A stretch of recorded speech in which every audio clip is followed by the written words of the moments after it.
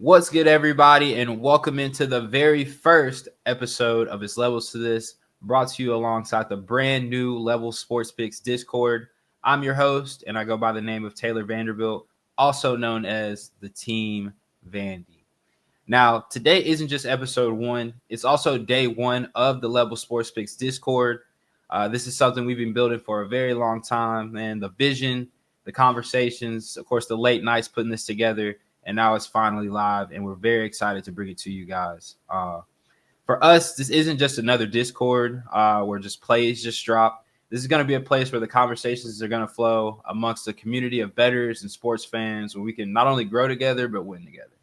Like I said, for us, it's more about just the picks. We're going to create a home base for all of us who live and breathe not only sports betting, but sports every single day. So here's what we got for today's show. First, I'm introducing you to the guys behind Level Sports Picks. Then, of course, as everyone knows, college football is creeping up on us, and it's finally here. So, we got to break down some of the Week 0 games for this weekend. And last but not least, the reason that everybody's watching, we got to put some picks on the board because that's what this show is all about. So strap in, stay tuned, and let's get ready to level up.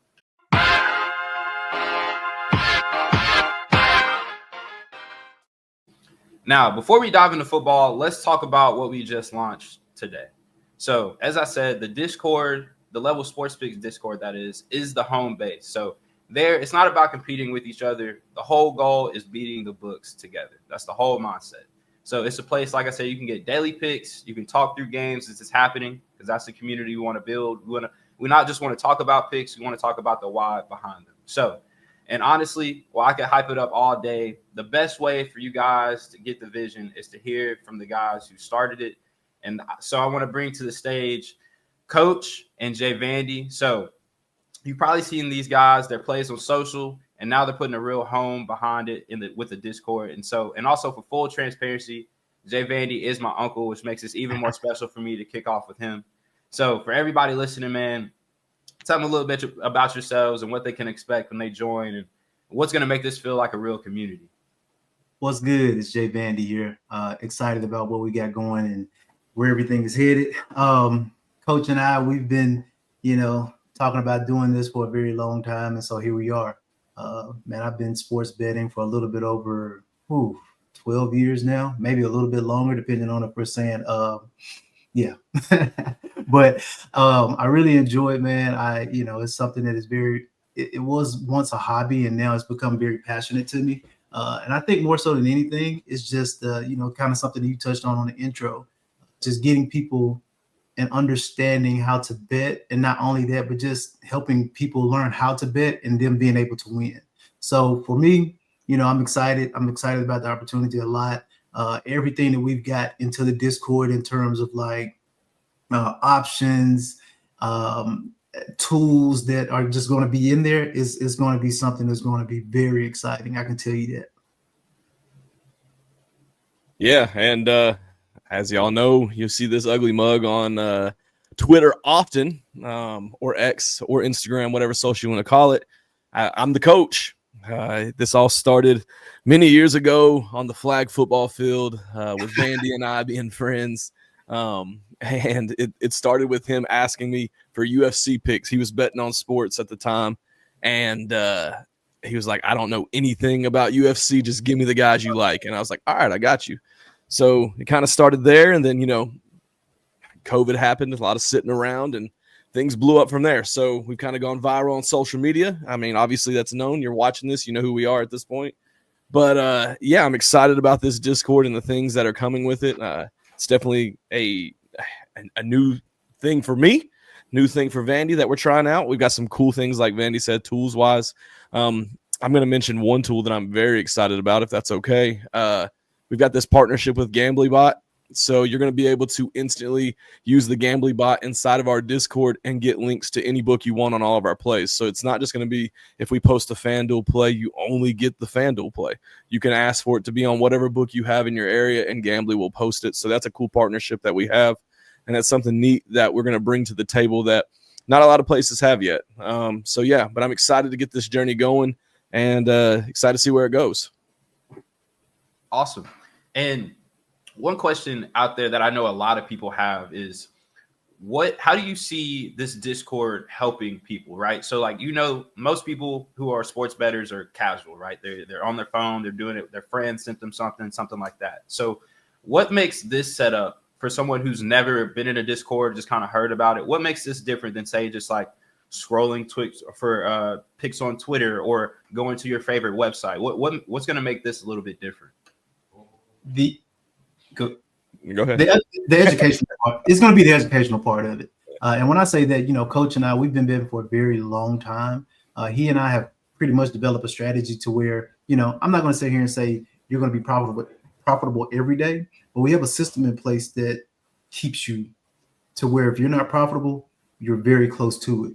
We take the builders and we take the lottos, and we bet a certain way with the lottos in order for the builders to cover the lottos. So we're here to teach people how to bet. It's not about, hey, come and pay us a subscription and we just want you to follow. Like, no, that's not the game plan here. Like, we've got bigger things and bigger opportunities for people to hey, if they follow their unit management, you can easily make a whole year's salary of 30,000-40,000 a year, depending on what your unit management is. So I think more so than anything, we were talking about it the other day, we're just excited to teach people how to bet and how to bet responsibly. Because a lot of times out here, man, you just see people throwing, hey, this, that, and you don't really know what you're winning, what you're losing. And it's not fun that way, Mm-mm.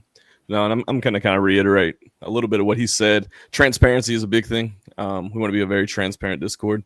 A lot of places, if you're not transparent, it's tough to really keep up and follow with what's going on. So we want to make sure that we're doing that with everyone across the board. But it's not much different than what Vandy said there. We're excited about what we've got going on. We think this tools here are going to be really good that we've got to provide. And the biggest thing for us is we want to make everyone winners, beneficial from this.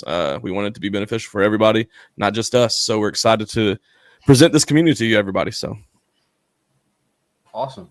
Well, that's good to hear, man. Like I said, we're very excited. I think I can speak for all of us. We're very excited to kind of get this on the road and show everybody kind of what we've been building behind the scenes.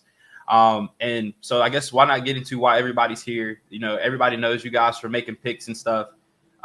College football, as I like to say, it starts this weekend, even though there's 5 games or whatnot. So we're going to take a quick break. And when we come back, we're going to dive into some week 0 games. And we got a little surprise for you guys. Be back in just a second.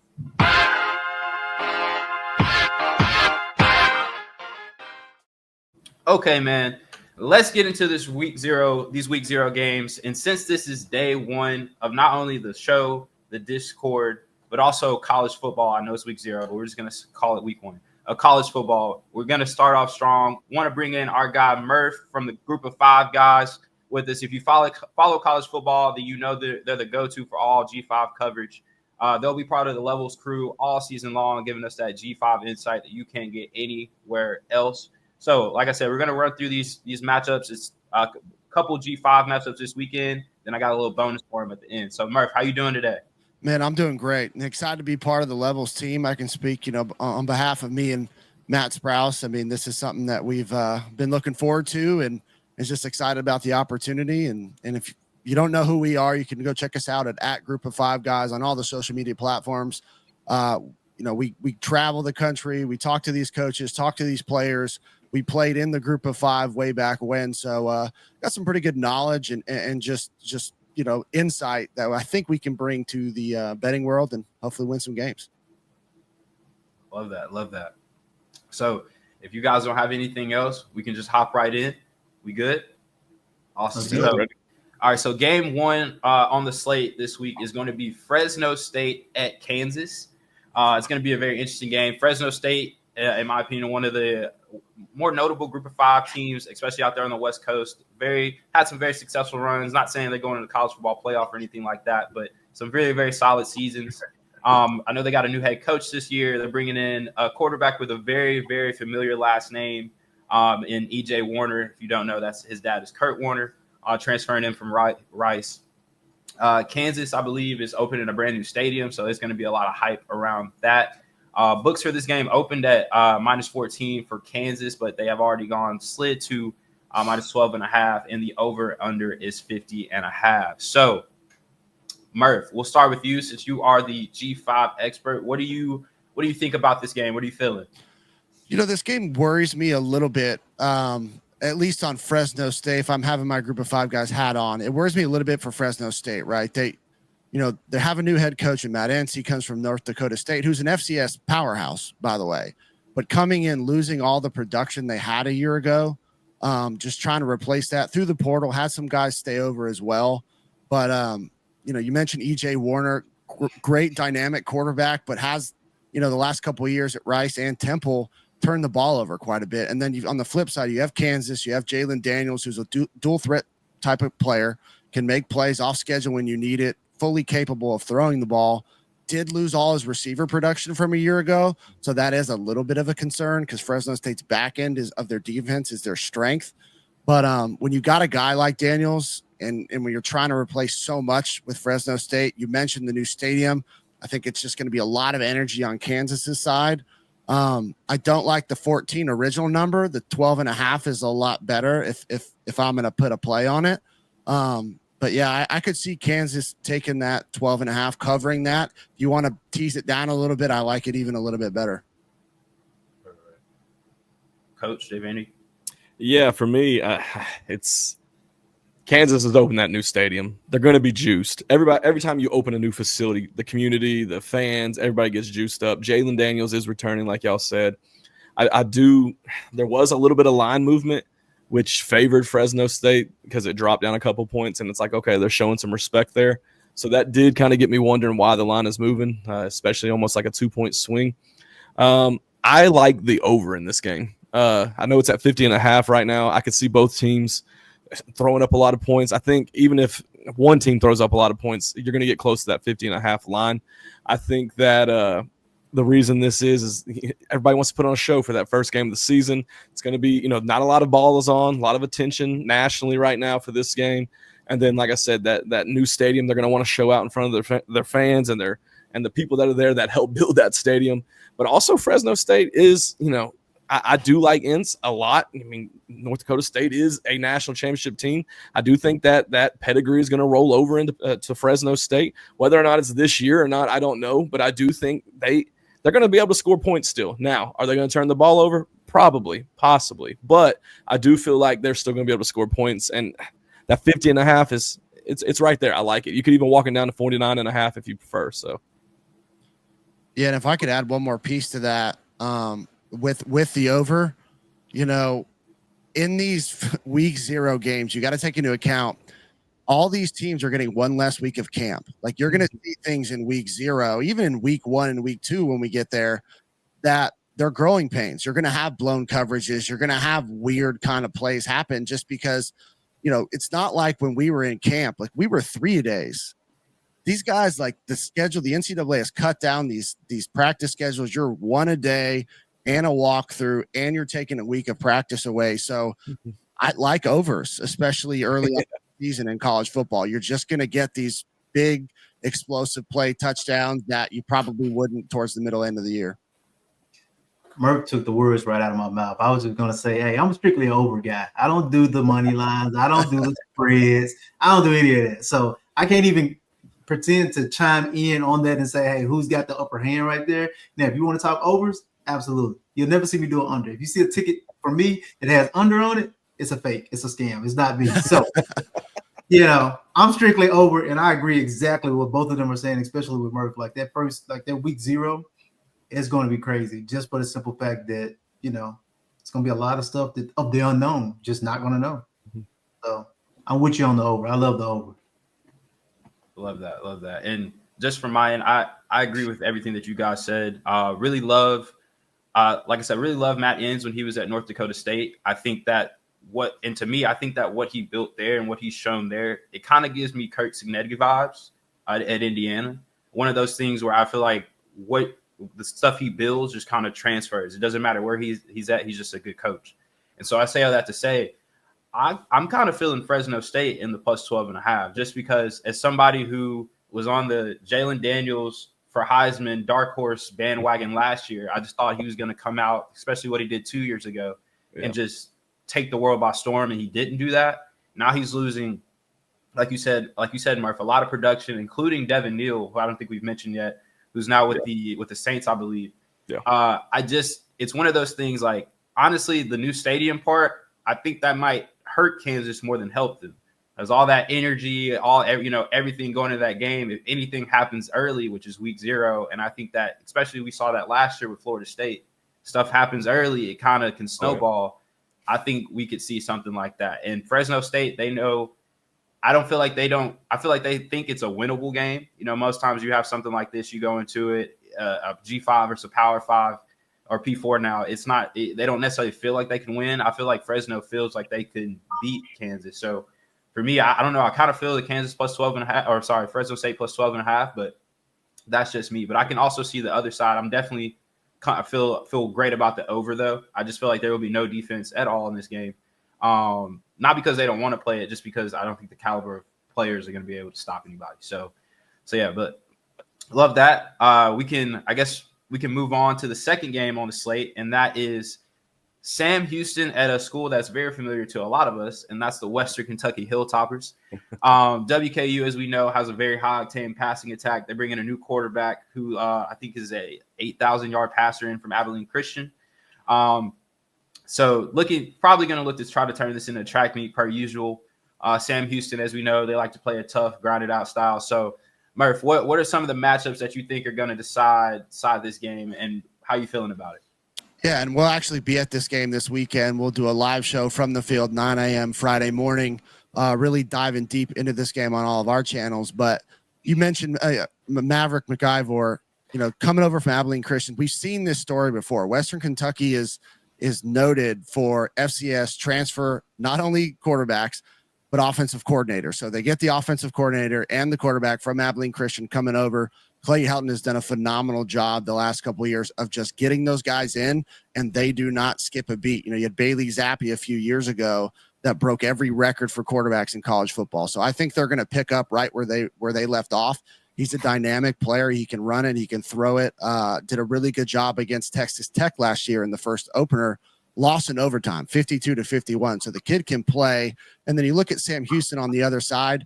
They lose their head coach to Temple. He took a lot of pieces with him. I like Phil Longo as a coach. They do return Hunter Watson, who's their quarterback from last year. But I just get worried that with the lack of continuity in the system, Hunter Watson's a great running quarterback. He's serviceable throwing the ball. But when you get into a shootout type of situation, which I think they'll get into, I like Western Kentucky to take this game and to cover the 10.5. Yeah, for me, I mean, Murph touched on that. Definitely, y'all tap in Saturday and watch that show at 9 a.m. because it'll be great. I'm sure the atmosphere will be electric for week 1, week 0 especially. But, he touched base on Watson. I like him as a runner. I do. Last year, Sam Houston was a pretty locked down defensive team, I would say, for what they did. I mean, I think they were ranked. I don't remember exactly. I know they were ranked pretty high on pass defense. So that gave me a little bit of hope, but also the coaching change. Like, is there going to be some schematic changes? They've lost some pieces. It's another one of those situations to where you don't really know what you're going to get out of both teams. There's been a little bit of change. Western Kentucky is definitely known for reproducing quarterbacks and reproducing people in their system. It's like they just jump in and boom, they've got a high passing offense again. But for me, I really think I'm not going to even touch this game. There's too much change for me personally with Sam Houston. I don't know if they're going to be the same team they were last year. And then if I had to pick something, I'm going the over again. Like, if you were making me, I'm not going to touch it personally, but if you were making me, I'm taking the over again, just because that feels safe with both these teams, especially Western Kentucky, who's going to put up points regardless. Even if they have mistakes, they're going to put up points. So yeah, I'm strictly Western Kentucky solo over. And the only reason being is because Sam Houston, I'll be honest with you, I hold grudges. They screwed me over last year. And quite frankly, they're dead to me. So, yeah, I really have nothing good to say about them. And I didn't forget it. I never will forget it because it cost me right around $50,000. But, yeah. Yep. So that's how I feel about it. Personal vendetta, huh, Vandy? Personal vendetta, man. He holds those. you hate to see that. Yeah, for my end, I'm also going to say this is a pass. If I had one lean, honestly, and I feel like me and Coach we're butting heads today. I would lean the under, simply because I think one side can put up the points. I don't know if the other side can do it, but I do know that Sam Houston, at least what they've shown us the last few years, has a defense that's okay enough to maybe get some stops to hold Western down just a little bit. So I could see it being a situation like last year's game. I believe it was like 31-17, somewhere in there. So I think that's still, if I'm not mistaken, that still hits the under, because the under over under 61.5 for this game. Yeah. So for me, with it, like I said, with it being week 0, as we just said, with Fresno State and Kansas, there's a lot of unknown. I think Western Kentucky has, even though they're bringing in a new quarterback, I think, as we've said, with Austin Reed or Connor Vilka, whoever you want to look at, it's going to just be business as usual. But they still have to gel. And so I think defense is always going to be ahead of offense. And so that's kind of why, if I had to lean, I'd say the under personally. But like you guys said, I'm gonna pass on this game. So you know I gotta like shoot back at you just because of the simple fact you picked the under. Like at a game that's set at 61.5. Right. Like these fireworks can go either way. Like, you know, in college football, we can have a team to come out and score 55 points by themselves. So my question to you, like, do you really believe at something sitting at 61.5? You think it's going to go under? You don't think that they're going to like not come out and just throw the ball around the yard? No, so my thing with just personally with big over unders like that, if I think both teams are just going to light it up, then it's just, that's over. It just screams over. Yeah. But when I think one team is like more defensively backed, as I do with Sam Houston, I think they're just a defense. Like they can score, but their identity is their defense. So I kind of put that into perspective, and I say, hey, it's week 0. Taking that into context, like I said, the offense, they might not have installed everything yet. You know what I'm saying? So it could be a situation where Western Kentucky is like, hey, we beat them last year. We think we're the better team. We don't want to show everything on tape on week 0, even though this is, I believe, a conference game. Yes, we don't want to we don't want to show it. Yeah, everything up front, kind of. So I think it could be some of that, or even a situation where if they say they do get up and they start to blow them out, I honestly think they'll call the dogs off a little bit just for that reason. I don't know. Week 1, week 0 in a conference game, that's tough. I do want to remind you that WKU was still 96th nationally in defense and then 129th versus the run. That's exactly where I was going to go. Sam Houston State, if they run the ball, they can probably put up some points still. I'm just looking at it. The solo overs on both is 24.5 for Sam Houston and 36.5 for Western Kentucky. It's just going to be tough to go under on that. To your point, though, you said they have to do what to be successful? At least in your eyes, they have to run the ball. Yeah, and Western Kentucky hasn't been able to stop. I mean, that's their fair. defense is like a wet paper sack. And so from that perspective, I definitely see where you're coming from. My thing is, though, to that point, if they have to run the ball, that clock's going to be moving. And so they still have to grind. Their style is still a grinded out style. Even if you're getting 10 and 15-yard chunks, which I don't think they would get every run, it's still going to take a minute to get downfield. So that's all I'm saying. I said, I'm a pass on it, but if I had to play it, I throw a little on the under. So all three of us have been coaches, before. Coaches currently coaching. So this is the thing about that. You can go out there with the mindset of, you know what, I'm going to run the ball. But if that other team comes out there and they hit you in the mouth, your whole game plan is out the window now. Especially if you go down and you don't score and they score again, guess what? You just turn into a straight passing offense. Which then would play perfectly into what I'm looking at. If Western Kentucky gets up 14 zip off rip, Sam Houston then has to put the ball in there. As we just discussed, their quarterback, more of a runner. So he can do it, but then, so that's why I said I'm probably going to pass on the game in totality, but I would lean, just me personally, I would just lean the under. Sam Houston still averaged like 24 points last season too. Like it's not like they were out there just winning games 10 to like 3. All I'm gonna say is last year's game. We're gonna circle back. Last year's game was 31-14. It's just so hard. It's just so hard early in the season too when you have a new coach with a new system. Like Phil Longo's a good offensive mind. I mean, he coached Sam Howell at North Carolina, so like the dude knows quarterbacks. Has he been able to work with Hunter Watson, improve, his thought process and coverage recognition, all those things. I don't know. We'll find out Saturday. This is gonna be fun either way. I agree, and that's why I say that's the hardest part about week 0, week 1, especially with college football, because there's no the turnover is just so rapid year to year. So we don't know, but I'm gonna stick to my guns. Y'all will be getting when the under hits, y'all will be getting a text about it. Hey, real quick before we move on, how excited did you get to see us arguing about Group of 5 football, Murph? You have no idea. This is like dream come true right here. This is what we live for. That's why we started the whole platform. Never thought people would get so passionate about betting on that, did you? I'm telling you, but that's the thing though. Like, especially once we kind of get into it the first couple of weeks, like I'm telling you, there's picks that a lot of people don't just have the information because they don't watch. Like the vast majority of the people out there watch the same 5 teams that ESPN talks about every single day during college football season. So that's why we're here. And and he's right. That's where the money is made. Shout out to the Gamecocks of Jacksonville State. No doubt. Put a lot of money in my pocket the last few years. Now let's move on. The last G5 game of the week, if you will, is Stanford at Hawaii, which is going to be a fun one. Stanford begins their rebuild. Obviously, they brought in Andrew Luck this offseason to be the GM.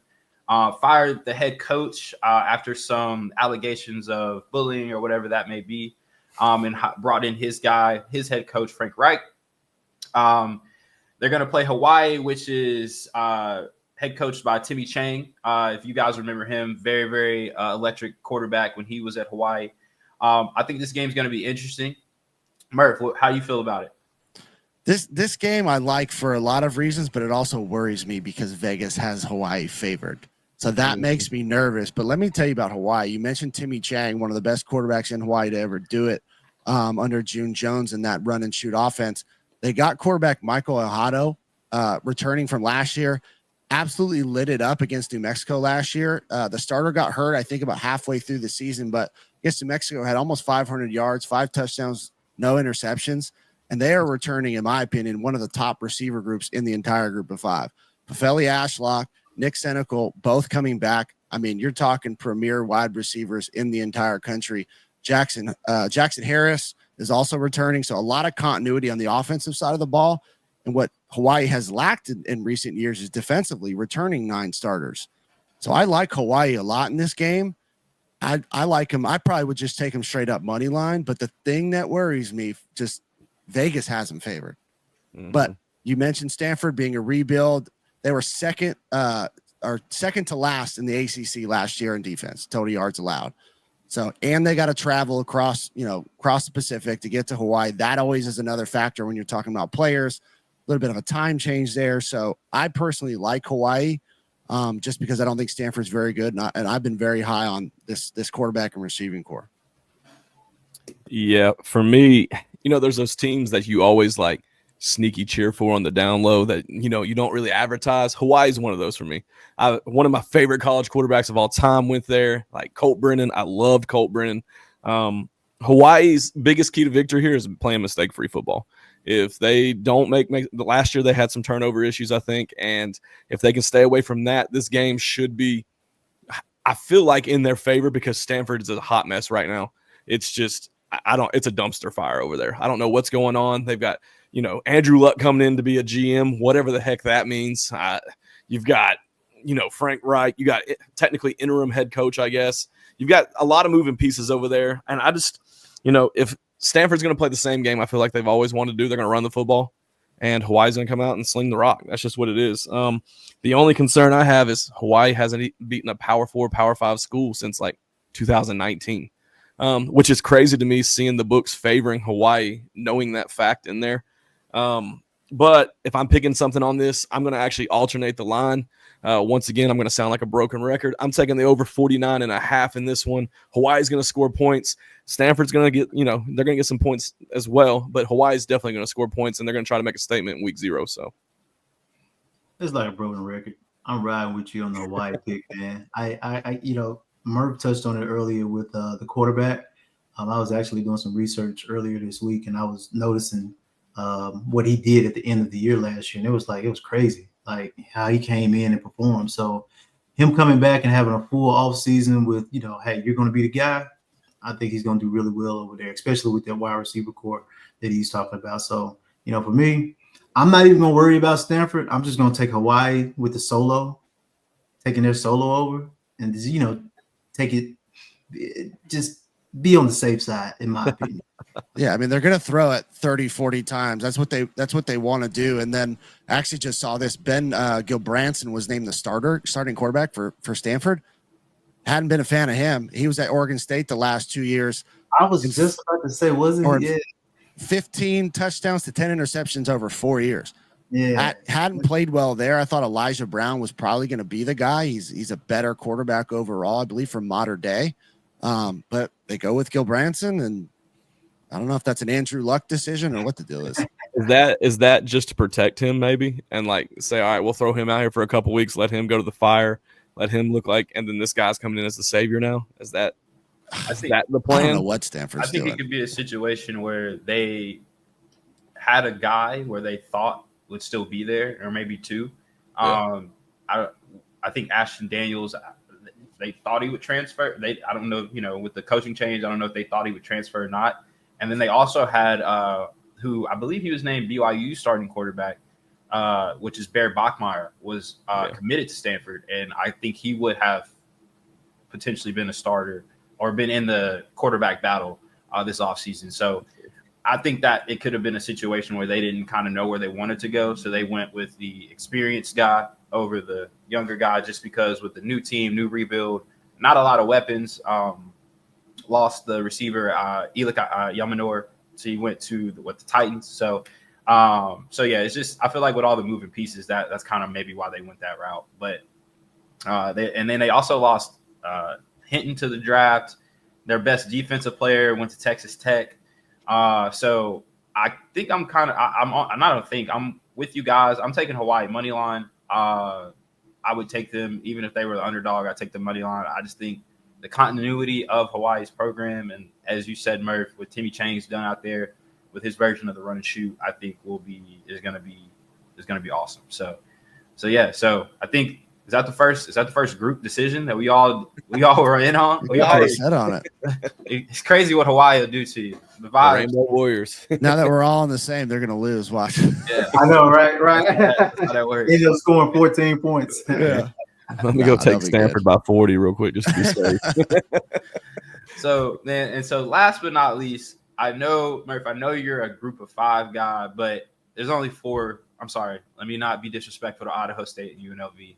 Don't want the Fighting Dan Mullins to get at me, but there's one more game, and it's probably the biggest game of the weekend. One personally I don't think should have been played this early. But we're gonna get Farmageddon in Dublin, Ireland. So Iowa State versus Kansas State in like I said, in Dublin. 2 teams that are both looking to compete for a Big 12 title this year. Kansas State brings back great quarterback, nice running back in Dylan Edwards, even though they lost Giddens to the NFL. Iowa State got to replace some stuff in the receiver room. So real quick, Murph, how you feeling about this game? What do you think about this game and the implications it could have going forward this season? Obviously, these are 2 teams that we don't really dive into, and this is my take on this game from a betting standpoint. I'm not touching this game for a couple of different reasons. The week 0 matchup, you just never know what you're going to get on a neutral field. I absolutely hate these games. So not only is it on a neutral field, you're flying across the world to go play in Dublin, Ireland. Like, why are you going to play this game with these implications in Dublin, Ireland? Like, I'm confused on it. So then you have the time change. You never know what these field conditions are going to be. Typically, historically, they have not been good. So it's like, I think whichever way you lean, you're really just taking a guess because you have so many factors you can't control. And these are college kids. So this is a game I'm not touching. So yeah, I defer to you guys. Of course, the group of 5 guy doesn't touch the P4 game. That makes perfect sense. Got to stay on brand. It's definitely a tough situation as far as you look at it. Like, you can't. I don't know. Iowa State is returning 12 starters from an 11-win team. Okay, so it's not like they're not down. Like, they still got guys coming back. But like, Iowa State's biggest weakness is Kansas State's offense biggest strength, and then vice versa. Like, Iowa State's pass attack is probably Kansas State's weakness. It's one of those with all the factors and everything in it, like you don't know which direction you want to go. I kind of want – I don't want to say it out loud because I know Vandy's going to kill me if I say it. That first half, I'm looking at the first half. I kind of want to take the under on the first half. It's two teams that I don't know. I don't know. The conditions are – it's to be determined what the conditions are. They are flying across the pond to play this game.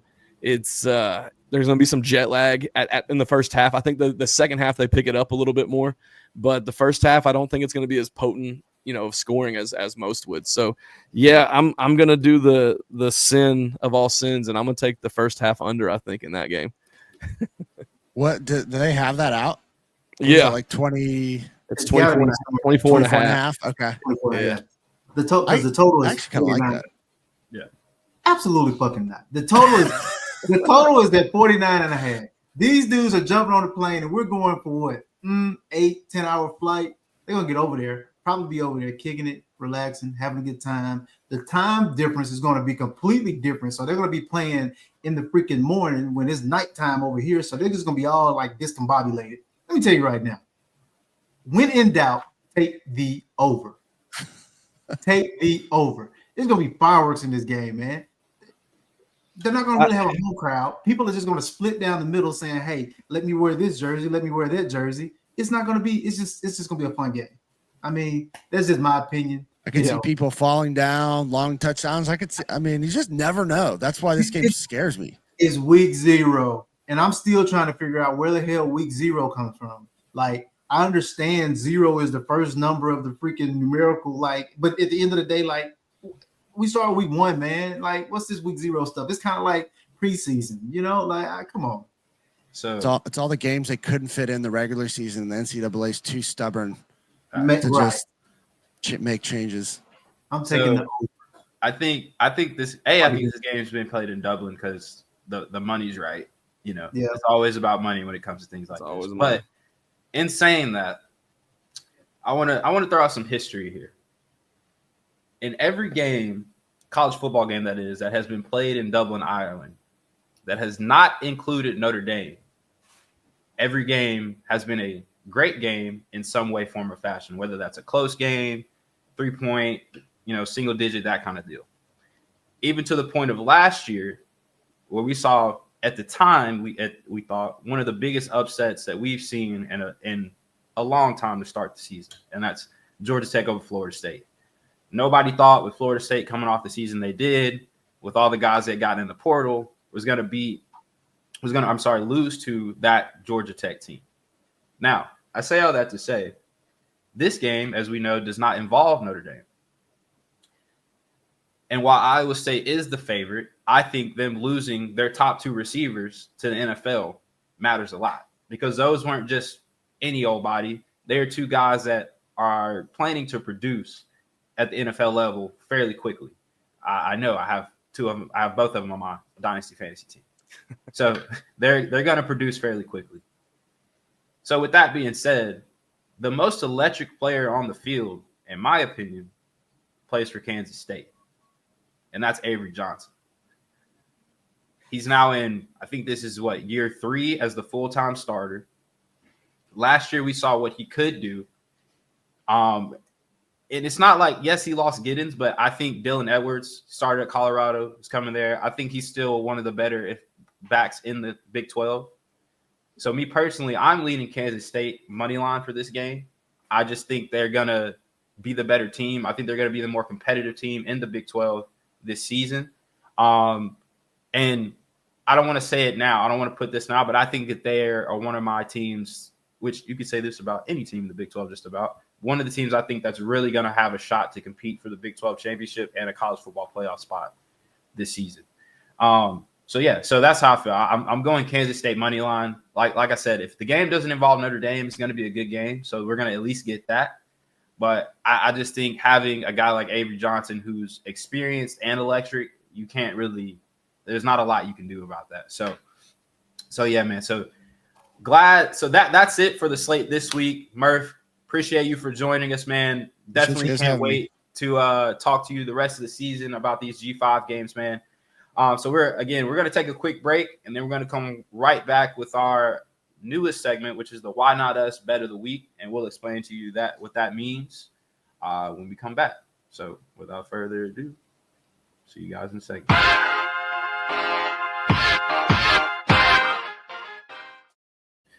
All right, welcome back, guys. Now this segment is called the Why Not Us Bet of the Week. This segment is for one wild card play that's really just all guts, all feel, something that, as we know, Coach loves the lottos. He loves just throwing something out there that he just really feels. So we call this the Why Not Us Bets of the Week. So Coach and Jay Vandy, I don't care who wants to go first.